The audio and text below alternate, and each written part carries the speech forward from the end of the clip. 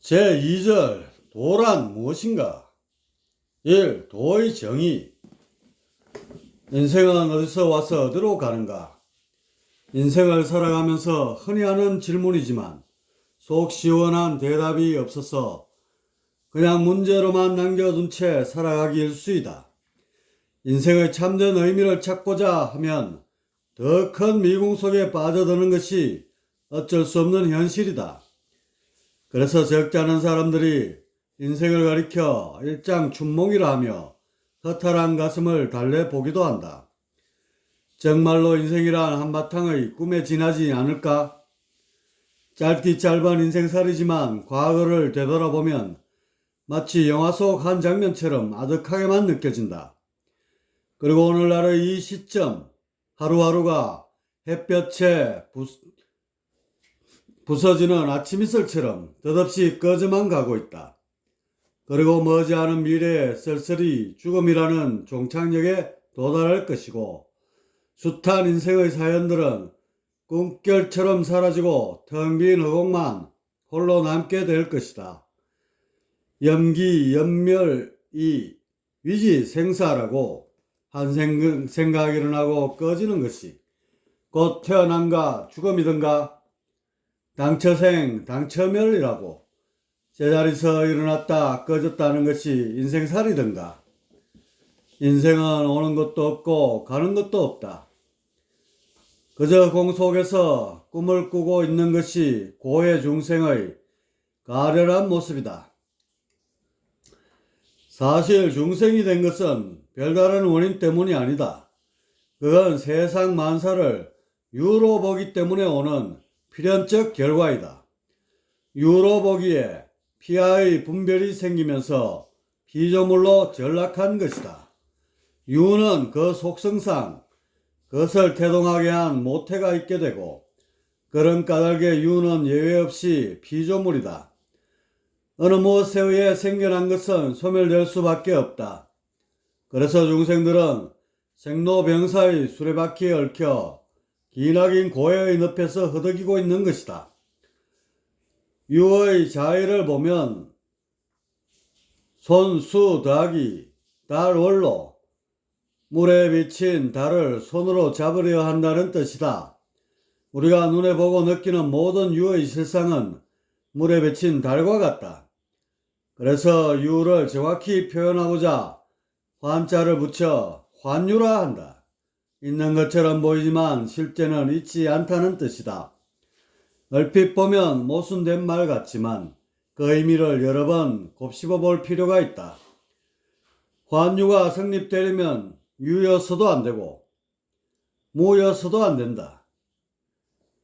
비유, 비무한 제3의 존재의 형태여야만 한다. 이것을 우리는 공이라 한다. 공은 만물의 바탕이면서 만물 그 자체이다. 그래서 도란 것도 따지고 보면 공을 떠나서는 성립될 수 없다. 공의 이치를 터득하여 실존화한 것이 도인 까닭이다. 공으로서 도의 열매를 딸 때 비로소 고해에서 벗어나 참된 삶을 살아갈 수 있게 된다.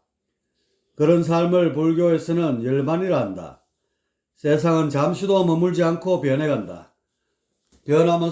변하면서도 그 바탕만은 여전히 그대로이다. 영원토록 불생불멸, 부정불감하는데 이것이 도의 속성인 공이다. 공은 이 세상 모든 것을 존재하게 한 바탕이다. 온누리의 바탕이기에 공만 따로 존재하는 곳은 없다. 우주에 빈틈없이 꽉 들어차 있다. 모든 것의 바탕이므로 모든 것을 나타내고 모든 것을 나타내므로 모든 것이 된다. 초월해 있으면서 모든 것이 되는 것, 이것을 불연수연이라 한다. 공 자체가 변하는 것이 아니고 인연에 따라 움직임의 변화만 있는 것이다. 이렇게 공의 바탕 위에 모든 것이 나타나 있기에 천지여하 동건이요 만물여하 일체이다. 세상에 공만큼 이름과 별명이 많은 것은 없다. 형편에 따라 여러 가지 이름으로 불려지고 있다. 태일, 오직 하나뿐인 절대의 경지, 진리, 영원히 변함없는 참된 이치, 도, 모든 문제 해결의 올바른 길, 제1원인, 본질, 진료, 삼라만상의 근원, 존재하는 우주의 참된 모습, 실체, 실상, 하나뿐인 생명, 일심, 만물의 주제자, 신, 조물주, 헤아릴 수 없는 이치, 묘법, 때묻지 않은 거룩함, 청정법신, 인격으로 화하여 중생을 깨우침, 불, 성, 영원히 괴로움이 없음, 열반, 마음바탕에 있는 진리, 법성, 불성, 본성, 사람은 누구나 진리 자체임, 자성,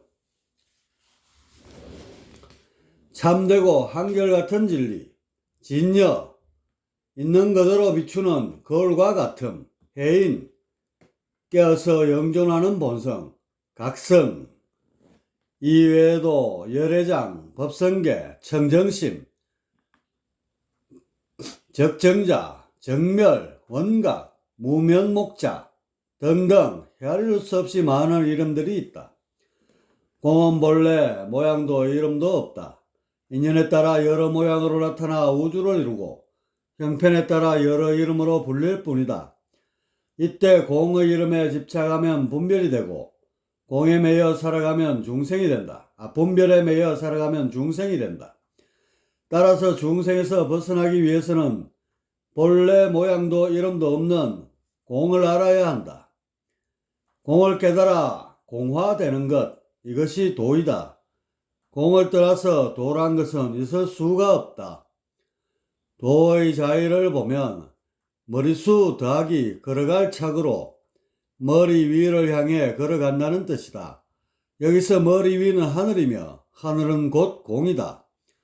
실존인 공을 바라보고 나아가는 것, 이것이 도이다. 도란 쉽게 이는 대차항수를 떠올리면 된다. 폐쇄성이 강해지면서 분별로 쪼개진 것이 삼라만상이다. 인간 역시 그 가운데 포함된다. 따라서 이는 대차항수로부터 자유로워지는 길이 도라 할 수 있다. 중생이란 것은 폐쇄성에 의해 생겨난 피조물이다. 마음이 가려지고 정보가 닫혀 개체성이 강해지면서 그만큼 아집의 골이 깊어진다. 이렇게 되면 전체에서 떨어져 조각으로 굳어지고 온갖 생로병사의 고통 속에 잠기게 된다. 조각은 아무리 풍족하게 잘 살아도 시공간의 제약 속에 있다. 결국은 죽음이라는 해체 작업에 의해 산산이 분해될 것이고 이 과정에서 극심한 허탈함과 두려움을 느끼게 될 것이다. 그렇게 되기까지의 시간이 그리 길게 남아있지 않다. 한자에 보면 눈 깜짝할 사자가 있다. 사람이 죽어 지게 위에 올려질 때까지를 걸리는 시간을 말한다. 이렇게 총각에 스쳐 지나가는 것이 우리네 인생이고, 그래서 시달타는 영화로운 태자의 자리를 버리고 과감히 도를 찾았던 것이다. 도란 폐쇄성을 거두어내는 것이다. 빛처럼 대차항수를 영으로 만들어야 한다. 이렇게 된 상태를 초월이라 한다. 초월이 되면 우주 삼라만상이 나와 별개의 것이 아님을 알게 되고 외계의 모든 것과 한 덩어리가 되어 윤료의 숨을 들쭉날쭉 쉬면서 실존의 비밀을 터득해 나가게 된다. 그리고 마침내 대차항수가 영인 자리에서 벗어나 그것의 영향을 받지 않는 상태가 된다. 이것을 불교에서는 사사무예라 하는데, 이는 안전자리가 부처가 되는 경지이다. 이렇게 대차항수마저 초월하면 이것을 해탈이라 하고 여기서 깨달음이 열린다. 도를 통한 것이다. 이때부터 부처라는 존재로 머무르게 된다. 이처럼 도란 것은 폐쇄성을 줄이고 열린 방향으로 나아가 결국 대차항수를 영으로 만들면서 초월하게 된다. 그리고 더 나아가 대창수마저 뛰어넘어 해탈에 이른다. 실존과 한몸이 되어 우주 자체로 화하게 된다. 그렇기에 도는 대창수로부터 자유롭게 되는 과정으로 정리할 수 있다. 2. 생활과 도. 도하면 어뢰 형이상을 떠올리게 된다. 형이상이란 우리가 살고 있는 현실을 초월한 고차원 세계를 말한다. 여기엔 사후에 가게 되는 4차원 연계도 포함된다. 따라서 도라고 하면 왠지 현실과 동떨어져 있다는 느낌이 사뭇 난다. 하지만 그것은 도를 잘못 이해해서 생긴 오해이다. 도만큼 현실적인 것은 없다. 도의 최종 목적은 열반에 있는데 이것은 가치 창조를 통한 궁극의 즐거움을 말한다. 이런 열반은 현실적 가치를 떠나서는 성립될 수 없다. 그런데 열반에 대한 생각이 도와 종교가 조금 서로 다르다. 종교는 열반을 위해 현실의 고통을 감수할 것을 말한다. 즉 내생의 가치를 위해 현세를 희생해도 좋다는 논리가 팽배하게 된다. 잘 믿어서 천국 가자는 구호 자체도 현세보다는 내세를 중시한 데 따른다.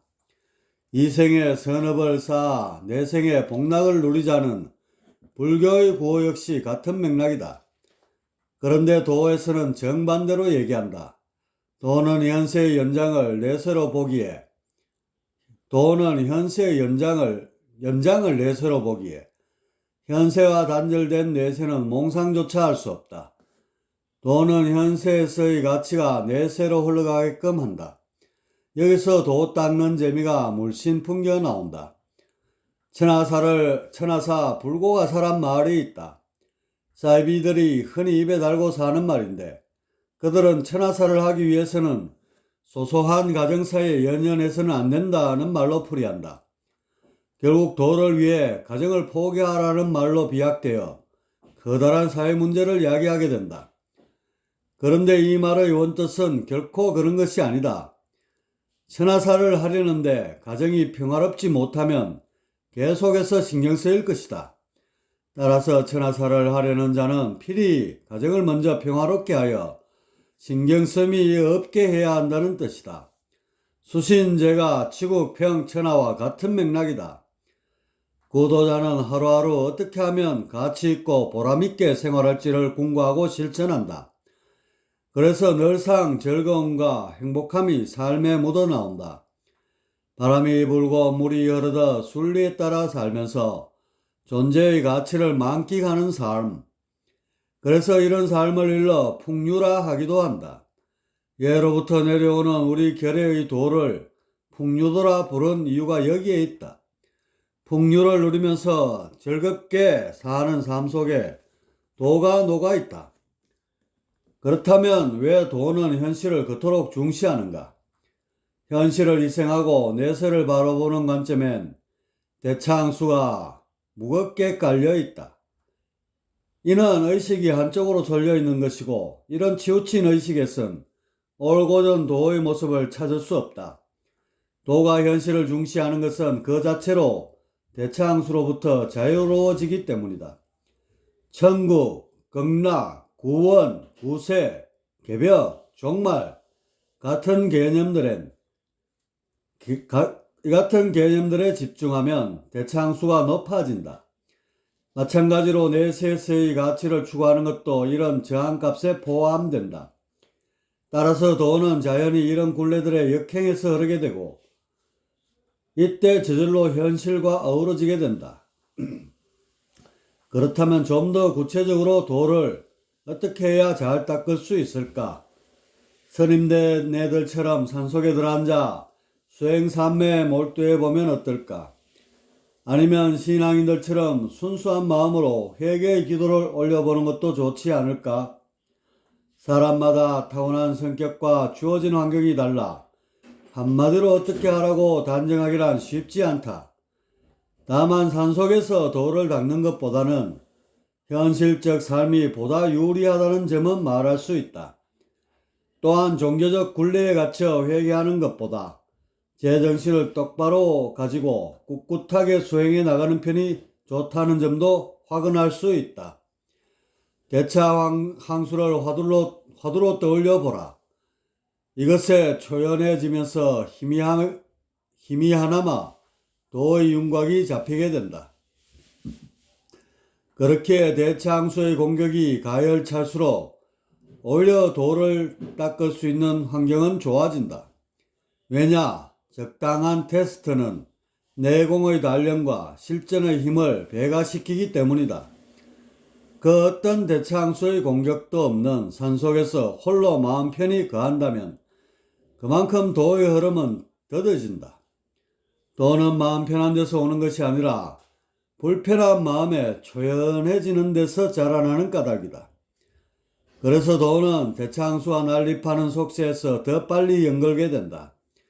이런 관점에서 보면 온갖 대차항수로 가득 찬 주변 환경이 하늘의 축복일 것이다. 하루의 일상을 떠올려 보자. 숱하게 날아오는 대차항수들, 그것들에 의해 우리의 의식은 균형이 깨지면서 불안과 초조, 분노 같은 것들로 일렁인다.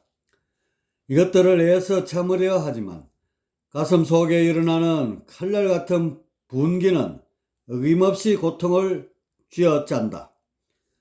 이런 상황을 극복하려 하지 말라.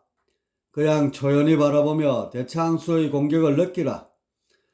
오감을 통해 들어오는 공격성 정보는 모두 대차항수로 치환하여 바라보라. 이렇게 하다 보면 눈 두덩이 마치 동굴의 벽처럼 보이게 될 것이다.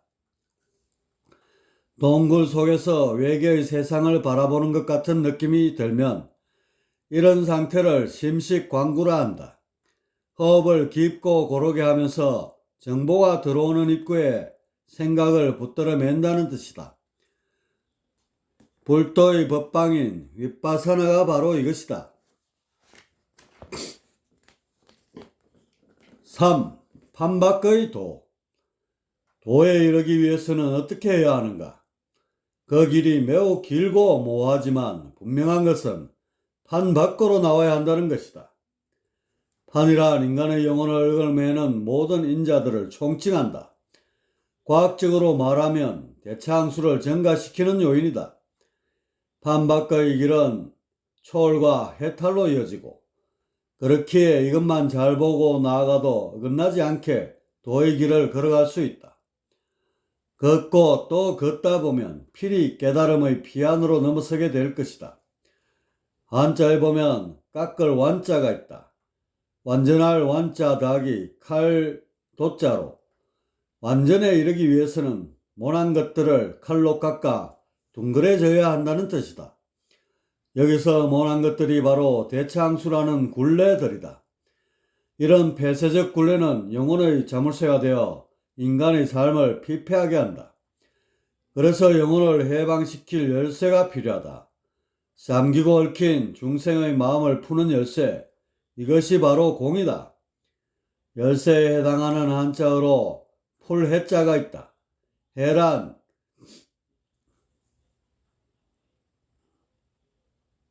뿔 각자 더하기 칼 도자 더하기 사람 인자 더하기 열 십자로 사람의 성품에 모가 난 것을 칼로 깎아 둥글게 하여 진리에 이르게 한다는 뜻이다. 이렇게만 하면 해결 안 될 문제가 없으리라. 도의 방향성을 가리키는 용화라는 말이 있다. 흔히 용용자에 꽃필 화자를 써서 용화라 한다. 이상세계를 뜻하는 말로서 민간에 널리 퍼져 있는 말이기도 하다. 그런데 용화의 원뜻은 용용 더하기 꽃필 화자가 아닌 썰 용자에 될 화자를 쓰는 용화이다. 모든 존재가 쓸모있게 된다는 뜻이다. 가을이 되어 사과나무에 사과가 몇 개만 열리고 나머지는 모두 시들어 떨어진다면 그 나무는 쓸모가 없다. 반대로 탐실한 사과가 주렁주렁 열리면 그 사과나무는 쓸모가 있다. 이렇게 세상의 모든 사람들이 탐스런 열매로 거듭나는 것이 용화이다. 이것이 도가 추구하는 방향이다. 미륵이나 정도령이나 재림예수 같은 구세주만 손꼽아 기다리는 것은 용화에 위배된다. 소위 메시아는 잘 익은 열매이다. 그분들의 뜻은 당신들을 본받아 모두가 열매를 맺는 것이다. 그래서 예수는 내가 다시 오면 너희는 나와 같아지게 하리라고 말하였다. 또한 공자는 한 사람에게 모든 재능이 갖추어지기를 바라지 말라 하였다. 완벽한 존재인 미륵이나 재림예수가 나오면 철학자는 사색을 멈춰야 하고 의사는 매설을 내려놔야 하고 과학자는 연구를 중단해야 하고 법률가는 법전을 불태워야 하는 등 모든 사람들은 오직 메시아의 심판만 기다릴 수밖에 없다. 이것은 마치 사과나무에 한 개의 열매만 온전하고 나머지는 썩어 쭉정이가 된 것과 다름없다. 맹자가 말하기를 요 임금의 옷을 입고 요 임금의 말을 외우며 요 임금이 행한 대로 행하면 이것이 바로 요 임금이 되는 것이다 하였다. 요 임금이 따로 있는 것이 아니고 누구나 그와 같이 생각하고 행동하면 요 임금이 된다는 것이다. 예수가 내가 아버지 속에 있고 아버지가 내 속에 있다 라고 말한 것도 이런 뜻이다. 예수같이 행하면 예수이고 부처같이 행하면 부처이다. 왕후장상의 씨가 따로 없다고 누구나 노력하면 그와 같이 될 수 있다. 이것이 예수와 석가를 비롯한 무성현들의 한결같은 가르침이다. 이처럼 활짝 열린 생각이 판바퀴다. 어느 특정 인물이나 사상, 단체에 국한하지 않고 사고의 틀을 열어젖힌 것이 바로 판바퀴인 것이다. 정선이 말하기를 이 당 저 당 다 버리고 무당의 집에 가서 빌어야 살리라 하였다. 여기에서 무당이란 무속인을 가리키는 무당이 아니다. 없을 무에 파당당자를 쓰는 무당이다. 즉 이 굴레 저 굴레를 다 버리고 굴레가 없는 제 마음에 빌어야 올바른 사람이 된다라는 가르침이다. 공자는 군자는 결코 파당을 짓지 않는다고 하였다. 대학에서는 군자는 어울리면서도 한쪽으로 치우쳐 흐르지 않는다 하였다. 그리고 서경에서는 편협함이 없고 파당이 없으면 왕도는 평탄해질 것이다 라 하였으니 이것은 다 같은 맥락이다. 구세주로 유명세를 떨치고 있는 분 가운데 한 분이 미륵이다. 미륵이 뭐 하는 분이냐 하면 그의 이름에서 답을 찾을 수 있다. 미는 가득할 미자이고 륵은 굴레 륵자이다. 따라서 미륵이란 굴레를 가득 짊어지고 있는 사람이 된다. 굴레가 어떤 것이냐 하면 중생들의 짊어진 대창수이다. 즉 중생들의 폐쇄된 의식을 죄다 벗겨 가득 다안고 있는 사람이 미륵인 것이다. 그러니 미륵을 구세주로서 손에 꼽는 것은 당연하다. 그런데 미륵이 이런 일을 하려고 구세주로 우뚝 서면 오히려 중생들의 굴레는 더욱 조여질 수밖에 없다. 자연히 미륵에 대한 신앙심이 생겨나고 그만큼 대창수도 높아질 것이다. 미륵은 고민에 휩싸일 것이다. 세상 가운데로 우뚝 나설 수도 없고 그렇다고 뒤로 빠져 베일에 쌓여 있을 수도 없다. 세상 일을 하다 보면 어쩔 수 없이 나서야 될 때도 있는 법이다. 여기서 통일신라의 미륵보살 방가 사유상과 같은 미륵의 고민이 삭트게 된다. 어찌됐든 이런 해방자 미륵이라면 한두 명 가지고는 부족할 것이다. 다다익선이라고 오늘날의 세상은 수많은 미륵을 필요로 하고 있다. 세계 도처에서 사람들의 의식을 얽어매고 폐색해 하는 모든 인자들을 훌훌 털어내고 있는 선각자들. 그들이 미륵이며 참된 구세주가 아닐까? 저마다가 지닌 판을 깨고 나오면 그 자체가 통일이다. 판은 상극을 수반하는 모든 대창수를 일컫는다. 굴레나 얽힘, 세뇌 등이 조직적으로 가해져 형성된 대창수의 질긴 감옥이다. 이런 감옥에서 벗어나는 방향이 판밖이다. 따라서 판밖에서 일이 된다는 것은 인간의 영혼을 얽어매는 모든 대창수를 걷어내야만 도성 독립하게 된다는 말이다. 판밖은 조직보다 사람을 우선시한다. 사람 중심. 바로 홍익인간이 그 어떤 논리보다 우선하는 곳이 판박이다. 사람이 최고의 가치일 때 돈은 자라날 수 있다. 사람이 조직이나 강령, 교리, 사상 등에 밀려난다면 판안이 되면서 돈은 썩게 된다. 인류사를 보면 숱한 전쟁의 역사였다. 이것은 사람의 위에 민족이나 인류를 놓았기에 생긴 필연이다. 사람을 중심에 두면 이웃나라끼리 싸울 일이 없다. 또한 단체끼리 불의 화음을 일으킬 일도 없다. 서로들 사람 잘되게 하기 위한 지혜를 짜내기에도 바쁜데 부딪힐 일이 뭐가 있겠는가? 단체나 조직이란 것은 일종의 악기이다. 수십 개의 악기 가운데 가장 훌륭한 것을 꼽으라면 어떻겠는가? 악기는 상호 비교 대상이 아니다. 악기는 각기 자신만의 독특한 음향을 지니고 있고 이것들이 서로 어우러져야만 가장 아름다운 화음을 자아낼 수 있다. 바로 화음에 해당하는 것이 사람이다. 못 단체들이 사람 중심의 가치를 추구한다면 악기의 소리를 가지고 다툴 일이 없듯이 그들은 사람 중심의 화음을 이루기 위해 서로 상생하며 어우러질 것이다. 생각해보라. 지구상에 나타난 성인 중에 단체나 조직, 민족을 강조하는 단 한 명도 없지 않았던가. 또한 사람보다 종교나 사상을 강조한 성인도 없었다. 공자도 예수도 석가도 모두 사람만을 강조했다. 당군이 왜 홍익민족이라 하지 않았겠는가? 공자가 말하기를 사람도 잘 섬기지 못하면서 무슨 귀신을 섬기겠는가 하였고, 예수가 말하기를 너희가 여기 있는 사람 중에 가장 보잘것없는 사람에게 베푼 것이 바로 나에게 베푼 것이다.